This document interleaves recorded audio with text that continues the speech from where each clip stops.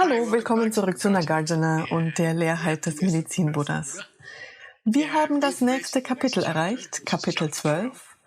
Es ist ja unser Ziel, 27 Kapitel in 5 Jahren zu beenden. Das ist nun das 3. Jahr. Es geht voran.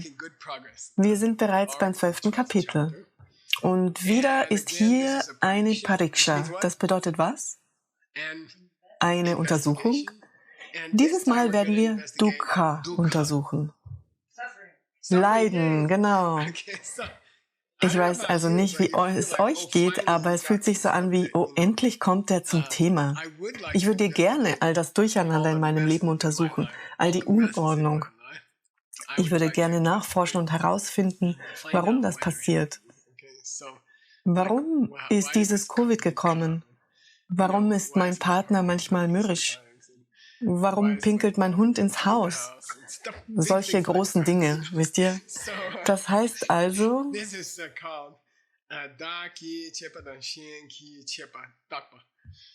es bedeutet, zu untersuchen, zu erforschen, woher der Schmerz, die Schwierigkeiten in meinem Leben kommen. Kommt er von mir oder kommt er von etwas anderem? Das Ich hier ist Dag. Das kann also auch bedeuten, kommt der Ärger in meinem Leben von den Schwierigkeiten in meinem Leben oder kommt er von etwas anderem? Kommt der Ärger in meinem Leben von sich selbst oder von etwas anderem? Ich sage es nochmal. Kommen die Probleme in meinem Leben von den Problemen in meinem Leben oder kommen sie von etwas anderem? Und dann spaltet Nagarjuna es tatsächlich in 2 Teile. Kommen die Probleme in meinem Leben von den Problemen in meinem Leben oder kommen sie von etwas anderem? Und wer gibt mir die Probleme in meinem Leben? Bin ich es oder ist es jemand anderer? Wer macht mir Schwierigkeiten? Bin es immer ich, der mir Schwierigkeiten macht? Wir diskutieren also über uns selbst und andere in 2 verschiedenen Zusammenhängen. Verursacht sich der Schmerz selbst oder verursacht etwas anderes den Schmerz? Verursache ich mir selbst Schmerzen? Tue ich mir selber weh oder tut mir jemand anderer weh? Das sind also die Fragen, die wir in Kapitel 12 untersuchen. Gehen wir zur ersten Strophe.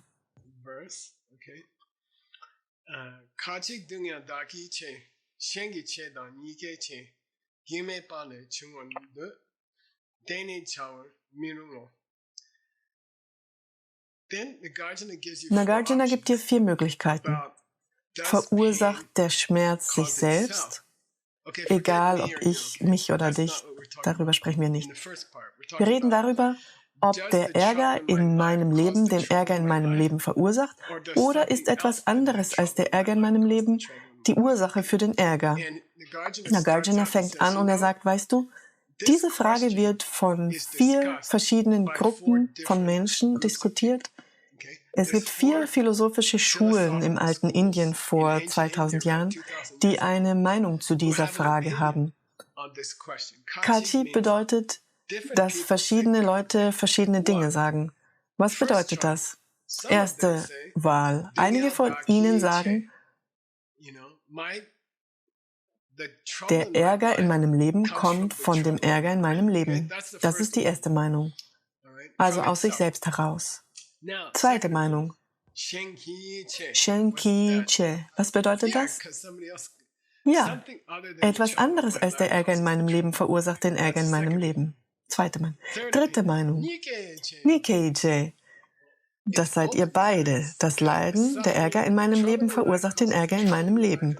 Und es gibt Dinge, die nicht die Probleme in meinem Leben sind, die auch Probleme in dein Leben bringen. Vierte Mal. Oh, Geme. Keiner von beiden. Nichts verursacht den Ärger in meinem Leben. Es passiert einfach.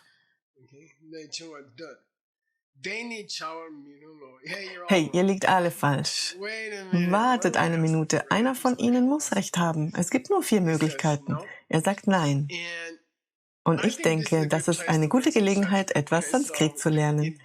In verschiedenen Teilen dieser Klassen lernen wir verschiedene Arten von Sanskrit. Hier ist nochmal etwas Sanskrit. Ich dachte, es wäre nützlich, es gleich zu erwähnen. Und das ist durch sich selbst durch etwas anderes, durch beides und durch keines von beiden. Lernen wir das Sanskrit für diese 4 Möglichkeiten. Dann lasst uns Sanskrit für Probleme in deinem Leben lernen, denn so verbringen wir unser Leben. Hier ist das Sanskrit. Das erste, Swayam Karta. Swayam bedeutet aus sich selbst gekommen. Karta bedeutet gemacht. Der Ärger in deinem Leben, Swayam Karta, kommt aus sich selbst heraus. Der Ärger in deinem Leben kommt aus sich selbst heraus. Auf Tibetisch Da Kiche, es kommt aus sich selbst. Dieses Swaya in Sanskrit hat Teile wie Su und Aya. Und Su bedeutet selbst und Aya macht es zu einem Nomen, Selbstheit. Und wir sehen dieses Su im Englischen Suizid. Side bedeutet töten und Sui bedeutet selbst. Selbst kommt von Sui, Su. Und solitary, einsam, bekommt von Su. All diese Wörter kommen von diesem Swaya. Auch das Indo-Germanische ist Sve. Und daraus wurde dann Selbst und Secret. All diese Wörter bedeuten auch Selbst. Karta kommt von einem Verb kr, was tun bedeutet. Das ist die Wurzel des Wortes Karma. Kar bedeutet ganz allgemein etwas tun. Englische Entsprechungen sind Getreide, Cereals, Create, erschaffen und Karma. Cereal, es gibt eine Zeit in der Geschichte, wenn das C zum S wurde. Also ursprünglich war es K, Create und dann Cereal, Getreide. Das bedeutet machen. Nun, die zweite Möglichkeit ist, dass die Dinge Parakarta sind. Der Ärger in meinem Leben kommt von etwas anderem als der Ärger in meinem Leben. Oder der Ärger in meinem Leben ist von jemand anderem als mir verursacht. Zweite Möglichkeit. Para bedeutet einfach jemand anderer. Dritte Möglichkeit. Dvabhyam Karta. Dvabhyam Karta. Der Ärger in meinem Leben kommt von beiden, von mir und anderen. Oder von sich selbst und von anderen Dingen, beides. Dva bedeutet 2. Deshalb ist in der Zahl 2 ein W enthalten. Das W ist das B in Bicycle, Fahrrad zum Beispiel. Und das Wort divide. Oder diese vierte Möglichkeit ist Ahetuka. Ahetuka. Hetu bedeutet Ursache, A, nicht. Ka bedeutet gemacht von. Nicht durch Ursachen gemacht. Ahetuka. Die letzte Möglichkeit ist also, dass der Ärger in deinem Leben einfach zufällig zu dir kommt. Es wird nicht von dir oder anderen hervorgerufen. Es kommt nicht von sich selbst heraus. Es kommt nicht von etwas anderem. Ich mag dieses Wort Dukkam. Ich meine, ich mag nicht Dukkam, aber ich mag das Wort. Duch steht für Dus. Es wird in diesem Zusammenhang zu H und deshalb bedeutet Dus schlecht.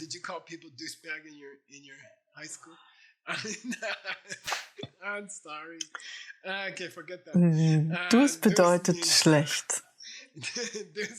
Es kam ins Englische als Dys, D-Y-S. Ich denke vom griechischen dysfunktional oder Disease, Krankheit. K bedeutet die offene Narbe eines Rades.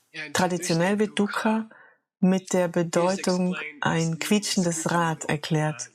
Wie sagt man? Das quietschende Rad macht den meisten Lärm? Das quietschende Rad bekommt das Schmierfett. Ah ja. Wie auch immer. Unangenehme Menschen machen den meisten Lärm oder so ähnlich. Dukkha wird traditionell als eine schlechte Verbindung an den Rädern deines Wagens beschrieben. Und dann macht es Ka findet sich auch im Indoeuropäischen als Gai. Das bedeutet zu gähnen oder den Mund aufzureißen. Also ist Dukkha im Grunde nur ein großer Mund, ein großer böser Mund. Das bedeutet Ärger.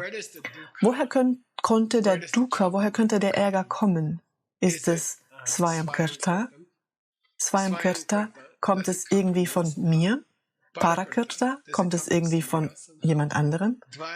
Dvabhyankirta, kommt es von mir und von anderen? Oder ist es Ahetuka? Oder passiert es einfach so? Dinge passieren. In Ordnung. Das ist das Kapitel, mit dem wir uns befassen. Nächste Strophe.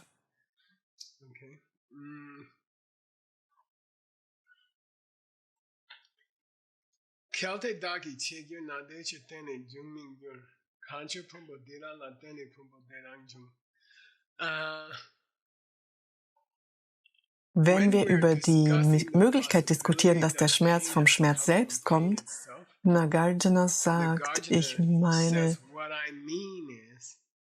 kam der sterbliche, zerfallene Körper, den du hast, und der Geist, den du jetzt hast, von einem sterblichen, auseinanderfallenden Körper und Geist in einem früheren Leben? Das ist, was er meint, wenn er sagt, dass das Leiden selbst das Leiden verursacht. Ist es nur die Natur deines Körpers und Geistes zu leiden? Schauen wir uns die Möglichkeit an, dass dein Körper und Geist auseinanderfallen und du kannst das normalerweise nicht aufhalten. Es ist lustig, was die Leute tun, um es zu stoppen. Ich denke, die Hälfte der Dinge, die wir versuchen zu tun, um das Leiden zu stoppen, die beschleunigen den Zerfall unseres Körpers und Geistes nur. Wie auch immer. Kelte, er sagt hier, Nagarjuna sagt, wenn ich darüber spreche, dass Schmerz von Schmerz kommt, dann spreche ich in Wirklichkeit davon, was die Ursache ist, dass dein Körper und Geist gerade jetzt auseinanderfallen. Schauen wir uns die erste Möglichkeit an, dass es von der gleichen Sache in der Vergangenheit herrührt. Du hattest einen Körper und Geist, die sich auflösten, dann schuf dies einen Körper und Geist, die zerfallen. Wenn die Probleme, die du in deinem Leben hast, von den Problemen in deinem Leben herrühren, dann können wir sagen, dass es nicht durch die Abhängigkeit von etwas anderem entstanden ist. Wenn der Ärger in deinem Leben durch den Ärger in deinem Leben verursacht wurde, dann können wir sagen, dass es keine Abhängigkeit gibt. Es ist nicht so, dass die Probleme in deinem Leben von den Problemen in deinem Leben abhängen müssen, weil es bereits Ärger in deinem Leben gibt.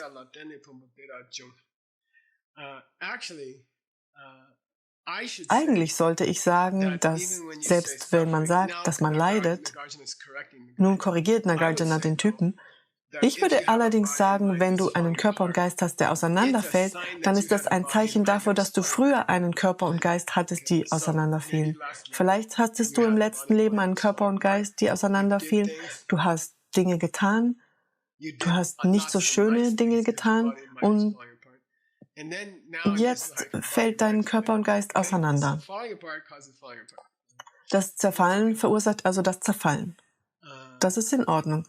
Dann sagt er ganz nebenbei, in diesem Fall, wenn Schmerz den Schmerz verursacht, könntest du dann von deinem Tod kommen. Und er sagt nein. Es ist nicht korrekt zu behaupten, dass das Auseinanderfallen von Körper und Geist deines letzten Lebens den Zerfall von Körper und Geist dieses Lebens verursachte, weil der Zerfall von Körper und Geist in diesem Leben begann und jenes endete. Wenn sie dasselbe wären, gäbe es keine Ursache und Wirkung. Es kann nicht von meinem Tod herrühren. Ich kann nicht von meinem Tod kommen. Bild.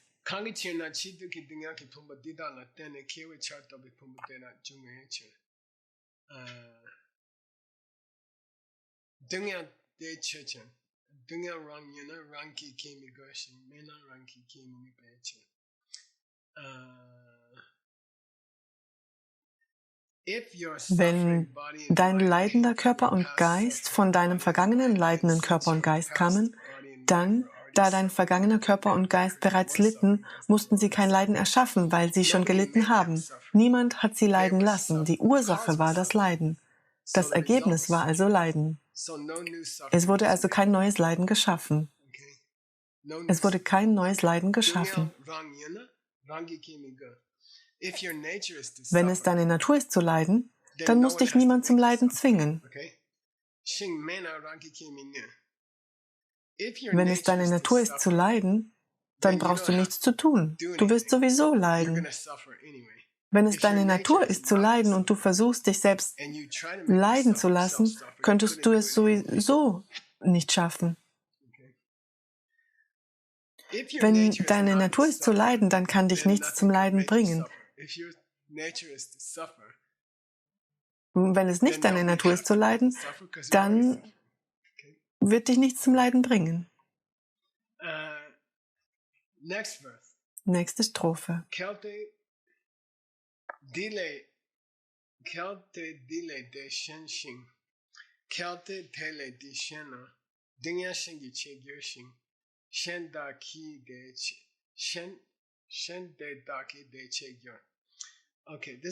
So liest Johnny Lama diesen Text.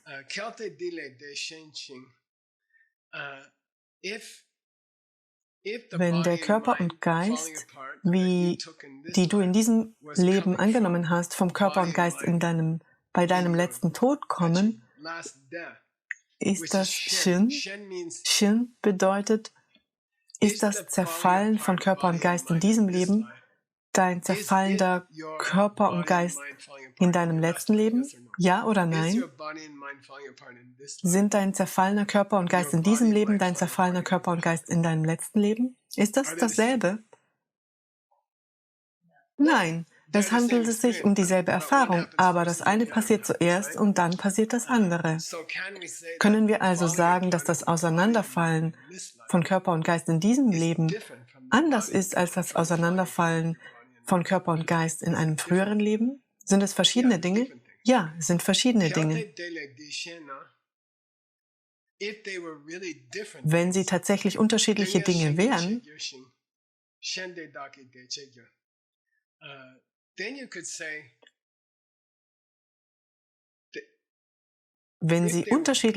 dann könnte man vielleicht sagen, dass das Auseinanderfallen von Körper und Geist in deinem letzten Leben den Zerfall von Körper und Geist in diesem Leben verursacht hat. Das ist schon in Ordnung.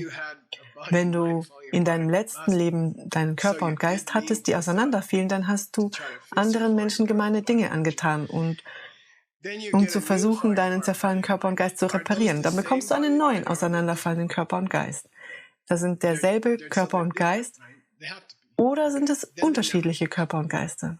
Sie sind also unterschiedlich, richtig? Das müssen sie sein, dann berühren sie sich nie. Sie nehmen nie Kontakt auf.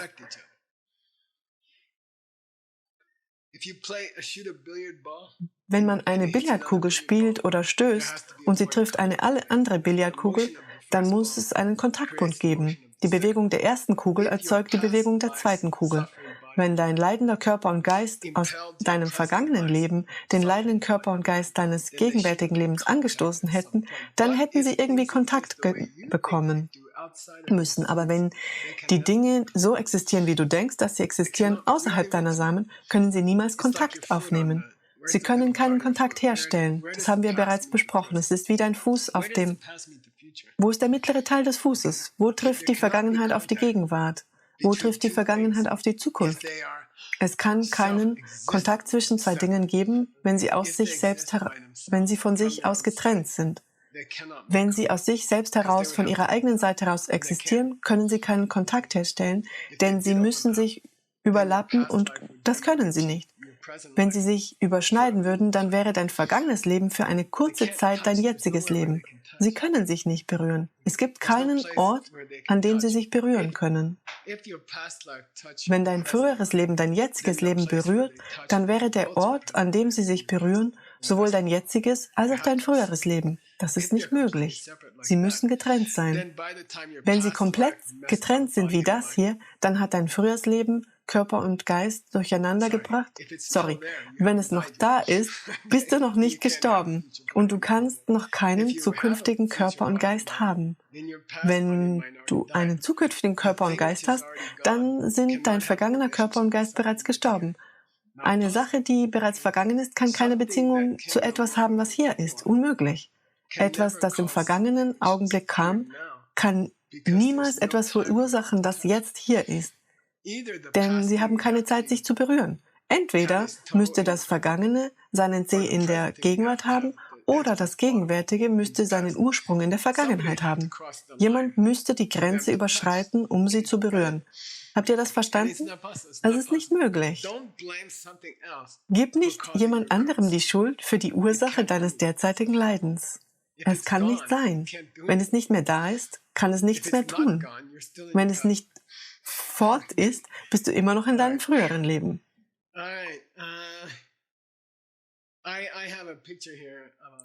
Ich habe hier ein Bild von einem Finger und einem Kaktus. Das ist anders als das andere Finger- und Kaktusbild. Warum, Geshe-la? Es gibt eine Lücke zwischen dem Finger und dem Kaktus. Wenn sich Dinge nie berühren, kann man sich nicht verletzen. Wenn dein Finger nie den Kaktus berührt, kannst du dich nicht verletzen. Tatsächlich kann man das nicht. Dein Finger, dein gegenwärtiges Leiden, kann das Leiden deines früheren Lebens nicht berühren. Unmöglich.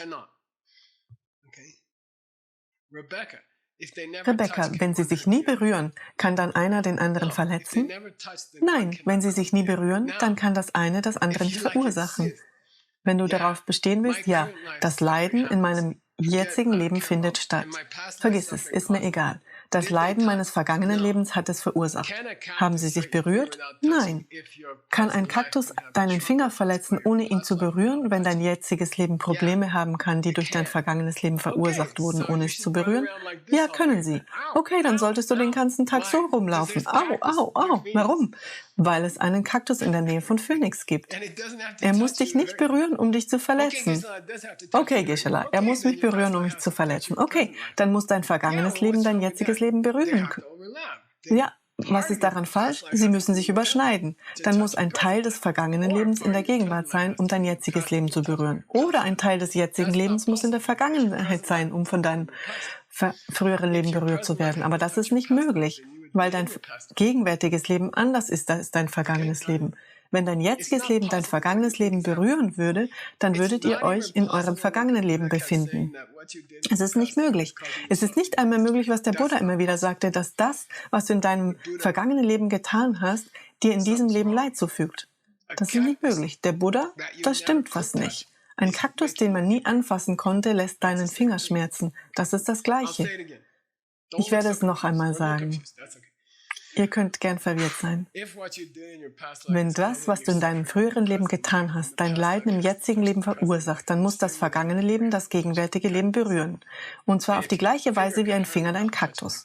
Wenn dein Finger wehtun kann, ohne den Kaktus zu berühren, wenn dein jetziges Leben Probleme haben kann, ohne dein früheres Leben zu berühren, dann, weil es Kakteen in Arizona gibt. Jedes Mal, wenn du die Grenze passierst, sollte dein Finger anfangen zu schmerzen. Warum?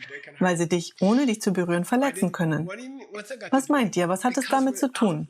Denn ohne dass dein früheres Leben dein gegenwärtiges Leben berührt, können die Erlebnisse deines früheren Lebens deinem jetzigen Leben schaden, sagst du selbst, Buddha. Aber sie können sich nicht berühren. Wenn sie sich berühren, wäre der Anfang deines jetzigen Lebens in deinem Vergangenen. Oder das Ende deines vergangenen Lebens müsste in deinem jetzigen sein. Dann gäbe es keinen Unterschied zwischen vergangenem und gegenwärtigem Leben. Das ergibt doch keinen Sinn. Geshe-la, warum reden wir über dieses Zeug? Wen interessiert das? Wen kümmert es, wenn man doch nicht aufhören kann zu leiden, außer man findet heraus, wo es herkommt. Es kommt nicht von deinem vergangenen Leben, denn dein vergangenes Leben kann dein jetziges Leben nicht berühren. Nun, woher kommt es dann? Weißt du, du wirst es schaffen, okay? In Ordnung, nächste Strophe.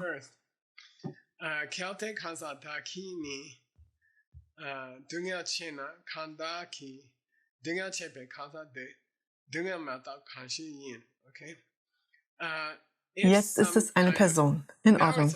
Sagen wir mal, wenn jemand anders mich verletzen könnte, dann muss die Person, die mir Schmerzen bereitet hat, muss mir die ganze Zeit Schmerzen bereiten. Oder sie wäre der Schmerz selbst. Wenn eine andere Person mir wehtun kann, dann ist sie Schmerz. Wenn eine andere Person mir wehtun kann, ist sie Schmerz. Habt ihr verstanden?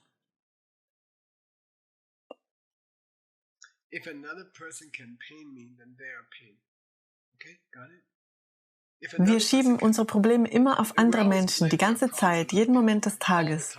Aber wenn ein Mensch dich dazu bringen könnte, Schmerz zu empfinden, dann müsste er Schmerz sein.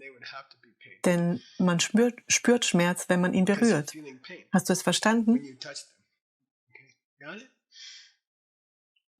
Dann könnte man einen anderen Weg einschlagen. Ich denke, man könnte einen anderen Weg einschlagen. Und Johnny Lama, wenn du Johnny Lama liest, kannst du es so sehen. Du kannst dir das Bild hier ansehen. Das ist ein Mann in einem Büro. Ich weiß nicht, ob dir das jemals in deinem Job passiert ist, dass dein Chef dich anbrüllt. Keine Ahnung, das ist fast die Definition eines Jobs. Der Chef schreit den Mann also an. Wer verletzt hier wen? Wer tut hier wem weh? Der Chef schadet dem Angestellten, richtig? Der Angestellte sieht traurig aus. Der Chef sieht glücklich aus, weil er der Chef sein darf. Er tut der Person weh. Man kann also sagen, dass der Chef den Angestellten verletzt hat, richtig? Hat der Angestellte sich selbst verletzt? Ist der Chef er selbst? Ist der Chef der Angestellte? Das ist die Frage hier. Ich finde, das ist eine der großen Fragen dieses Kapitels. Wenn jemand anders dir Leid zufügt, wenn dein Chef dich anbrüllt, wer schreit dich dann an? Wer hat das verursacht? Ja, du tust dir also selbst weh. Du tust dir selbst weh. Was wir gerade gesagt haben, unmöglich ist. Schmerz kann Schmerz nicht verletzen, richtig? Nebenbei, diese ganze Sache wird zur Schuldfrage. Kannst du anderen Leuten die Schuld für deine Probleme geben? Oder was hat den Krebs verursacht? Wenn das Mantra helfen soll, den Krebs zu stoppen, dann muss es auch das stoppen, was immer den Krebs verursacht hat. Dann muss man sich also ansehen, was den Krebs wirklich verursacht hat. Denn wenn die Aufgabe des Mantras ist, den Krebs zu stoppen, dann muss das Mantra die Ursache, was den Krebs verursacht hat, aufhalten. Denn wenn das Mantra nicht aufhalten kann, was den Krebs verursacht hat, dann wird es noch mehr Krebs geben. Hat das Mantra jemals funktioniert, um Krebs zu stoppen? Dann müsste es doch die Ursache des Krebs beseitigen, richtig? Das muss man bedenken. Wie kann das Mantra die Ursache des Krebses berühren, wenn die Ursache des Krebs bereits verschwunden ist? Wie kann man jemals Krebs mit einem Mantra heilen? Man müsste die Ursache des Krebs stoppen, die sowieso schon verschwunden ist. Du brauchst die Mantras nicht, um die Ursache des Krebs zu stoppen, weil die Ursache für den Krebs bereits verschwunden ist, wenn der Krebs da ist. Wie will man also den Krebs stoppen, wenn man die Ursache des Krebs nicht bekämpfen kann? Wie kann man mit einer Sache Kontakt aufnehmen, die bereits in der Vergangenheit liegt? Das ist, als würde man seiner Urgroßmutter einen Brief schreiben oder so. Und?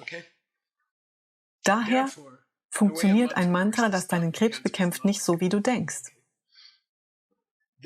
Du musst andere Samen sammeln. Und nochmal, Leben retten ist toll. Das Leben eines Fisches zu retten ist gut. Ich denke, es bringt dich aus deinem Haus raus und es bringt dich tatsächlich dazu, ein lebendes Wesen, das vor dir steht, zu schützen. Es gibt nichts, was so mächtig ist wie das. Aber ich denke, es gibt auch Lebensstilentscheidungen, die man treffen kann. Über die Nutzung des Autos oder Plastik zu benutzen oder solche Dinge, Bäume zu fällen. Das würde viel mehr Leben retten. Vielleicht könnte man beides machen. Okay, nächste Strophe. Er fasst 5, 6 und 7 zusammen. Los geht's.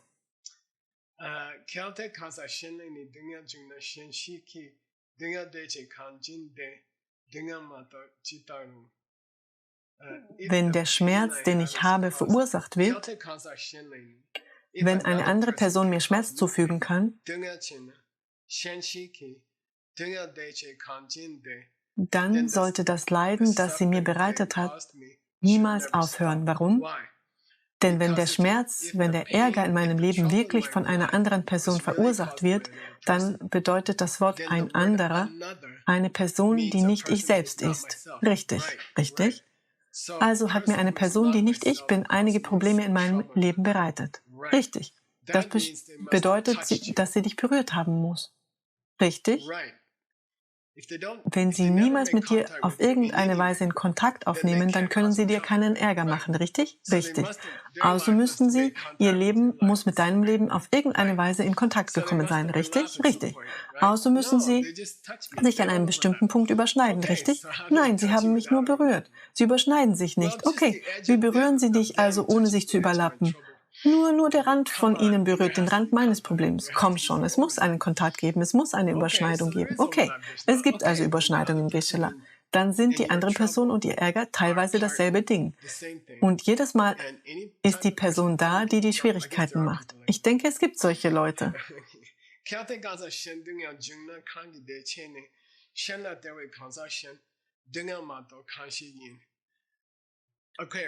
Du sagst, dass jemand anderer den Ärger verursacht, die Probleme in deinem Leben. Ja, es ist mein Partner. Ich habe keine Probleme, er macht mir Probleme. Okay, also jemand anders macht dir Schwierigkeiten, richtig? Ja. Sie müssen also auf irgendeiner Ebene mit dir in Kontakt sein, richtig? Sie müssen Kontakt mit dir aufnehmen, um dir Ärger zu bereiten. Ja, also in gewisser Weise, an einem gewissen Punkt werden sie du. Die Vergangenheit berührt die Gegenwart. Das ist der letzte Teil der Vergangenheit, der erste Teil der Gegenwart, weil der letzte Teil der Vergangenheit der Anfang deiner Probleme sein muss, richtig? Übrigens, wenn die andere Person und deine beginnenden Probleme eine Millisekunde auseinander liegen würden, dann könnten sie keinen Kontakt zueinander herstellen. Es gibt keinen Punkt, an dem sie Kontakt zueinander aufnehmen. Die Ursache ist verschwunden, das Ergebnis beginnt. Nun, das ergibt keinen Sinn, denn wenn die Ursache das Ergebnis verursacht, dann muss sich die Ursache einige Millisekunden mit dem Ergebnis teilen. Oder aber etwas, das nicht da ist, verursacht etwas, das da ist. Und das ist nicht möglich. Das ist wie die Billardkugel, die schon in das Loch gefallen ist und dann eine andere Kugel in Bewegung setzt. Verstehst du? Es muss da sein. Sie müssen beide auf dem Tisch liegen. Also, die Person, die dir in deinem Leben Probleme bereitet, muss im selben Moment und am selben Ort sein wie du, um das zu tun. Ja. Das bedeutet also, dass sie nicht die Ursache sind. Und warum nicht? Weil sie schon vorbei sind. Wenn der Baum aus einem Samen wächst, ist der Same verschwunden. Wenn dein Partner dir Probleme bereitet und du die Probleme hast, muss dein Partner unsichtbar sein, nicht da. Ein unsichtbarer, nicht vorhandener Partner, wie ein Samen, der verschwunden ist, nachdem der Baum gewachsen ist, verursacht dir Probleme, richtig? Okay.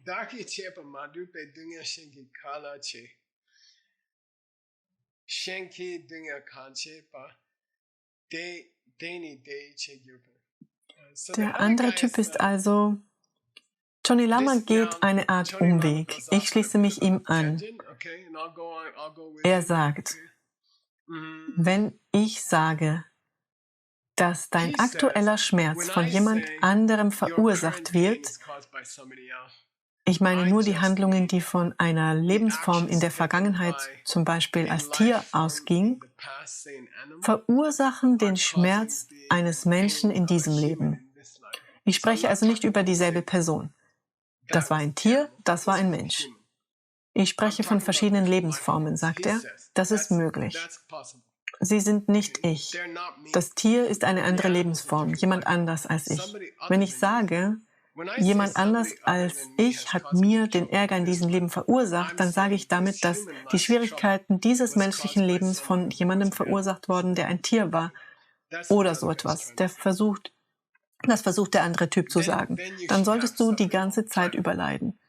Wenn jemand dir Leid zufügen kann, wenn jemand dir Ärger bereiten kann, ohne mit dir in Kontakt zu treten, dann sollte man ständig Probleme haben. Warum? Weil sie immer keinen Kontakt mit dir haben. Dann sollte dein ganzes Leben immer nur Ärger bedeuten. Wenn dir jemand Ärger zufügen kann, ohne mit dir in Kontakt zu treten, dann solltest du auch in seiner Abwesenheit Probleme haben. Warum? Weil sie keinen Kontakt mit dir aufnehmen müssen, um dir Ärger zu machen. Dann habe ich hier ein Bild herausgesucht. Hast du deinem zukünftigen Ich jemals Schmerzen zugefügt? Na bitte, da hast du die Antwort. Ja, ja, ja. Gestern haben wir Zimtrollen gemacht. Jemand hat mir beigebracht, wie man Zimtschnecken für unser Kaffee backt. Ich weiß auch nicht, warum wir alle dachten, wir waren zu viert.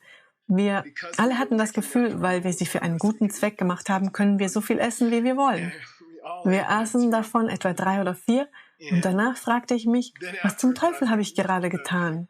Ja, ich verursache Schmerzen für mein zukünftiges Ich.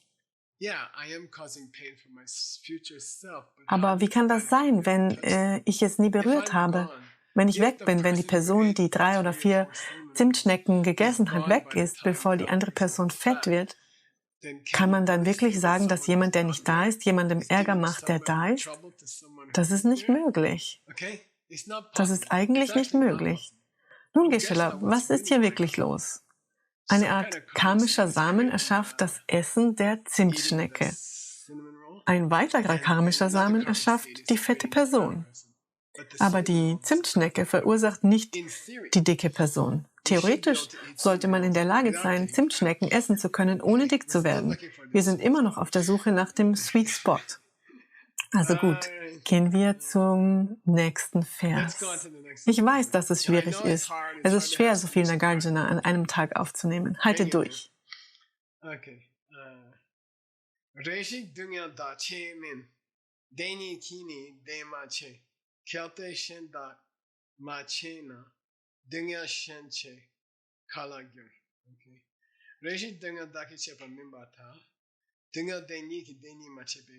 Man kann nicht sagen, dass Schmerz Schmerz verursacht, weil der Schmerz, der den jetzigen Schmerz verursacht, ein vergangener Schmerz sein müsste. Dieser vergangene Schmerz müsste verschwunden sein.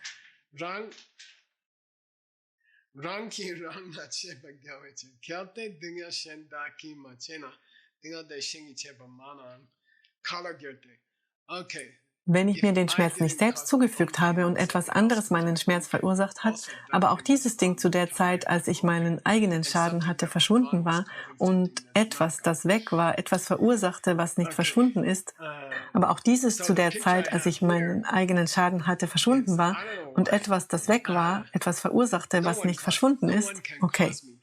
Also das Bild, das ich hier habe, ist: Ich weiß nicht warum. Niemand kann mir Schmerz zufügen. Ich kann nicht. Michael kann Michael nicht Schmerzen zufügen, indem er zu viel isst. Michael um 3 Uhr kann Michael um 4 Uhr wegen des Essens um 3 Uhr keinen Ärger machen. Warum? Weil Michael, der um 3 Uhr zu viel isst, schon weg ist, wenn Michael um 4 Uhr leidet. Sie haben sich nie berührt. Sie haben nie Kontakt zueinander gehabt. Ich kann mir also keinen Schmerz zufügen. Selbstverständlich kann mir auch kein anderer, der mir Zimtschnecken backt und ich zu viele davon esse, da er mich nie berührt hat, keinen Schmerz bereiten. Hatte ich also keine Schmerzen? Doch, ich hatte Schmerzen. Er kam von irgendwo anders her. Okay, los geht's. Nächste Strophe.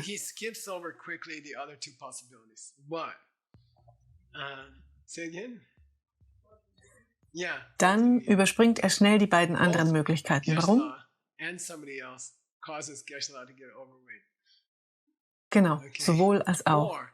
Sowohl Geshe-la als auch jemand anders verursachen, dass Geshe-la übergewichtig wird. Oder niemand verursacht, dass Geshe-la übergewichtig wird. Weder Geshe-la noch irgendjemand anderes verursacht Geshe-las Übergewicht. Er lässt diese beiden einfach links liegen. Okay. Bild.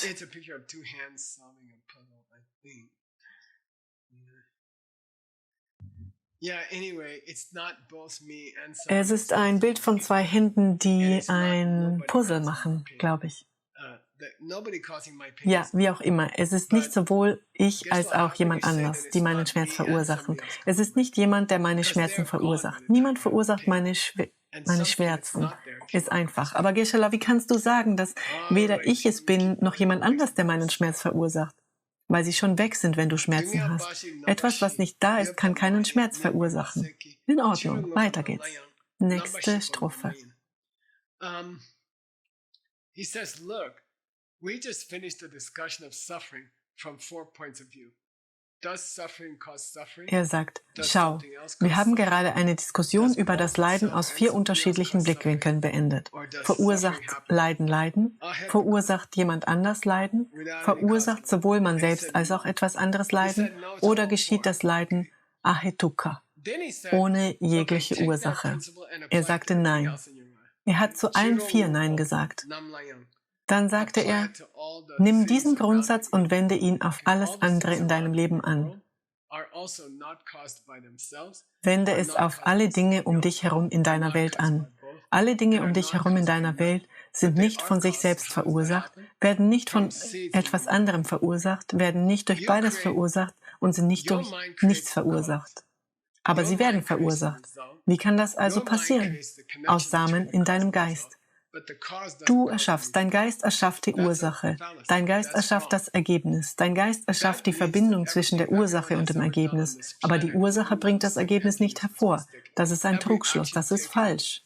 in Das the last bedeutet, dass few alles, million years was jeder, der Leerheit by nicht any verstanden hat, person in the jemals world auf diesem was Planeten mistaken. getan hat, He falsch war. didn't do what he was Jede supposed to Handlung, do. die in den He had letzten no paar Millionen relationship Jahren to what they were von doing. irgendeiner Person auf der Welt Every getätigt wurde, single action war in human falsch history und hat nicht das was bewirkt, worthless was sie and tun useless. sollte. Es hat keinen Bezug zu dem, was sie eigentlich wollten. Diese Right. einzelne Handlung in der Geschichte der Menschheit war And that wertlos is und the joyful nutzlos. end of this first class. Every action Okay, taken by any living being, animal das or ist das human, freudige Ende in dieser the ersten history of this Klasse. world, if Jede it didn't Handlung eines jeden understand Lebewesens in der Geschichte was dieser Welt, ob useless. Tier oder Mensch, wenn sie diese Dinge nicht verstanden haben, war sie nutzlos und falsch. Okay, wir sehen uns in der nächsten Klasse.